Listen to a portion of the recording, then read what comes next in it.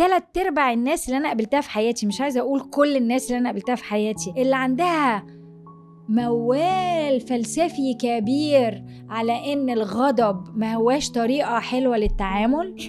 أوكي.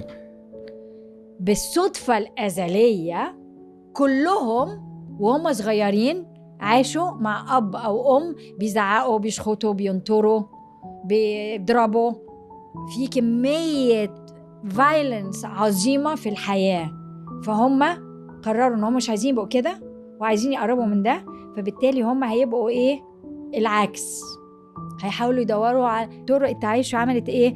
بقت كلها الكلام، الراحة، الهدوء، بالزبط. نخلق سلام. العكس تماما. فنلاقيهم عندهم إسقاط فظيع على أي حد بيعترفوا عليه في حياتهم عنده شوية غضب، عصبي شوية، بيحصل له مش عارفة إيه.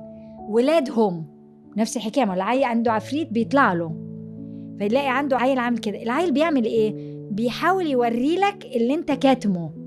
ده بيضايقني في حد ذاته، فعايزة أتحكم فيه زي ما أنا بحاول دايما أتحكم أصلا في مشاعري.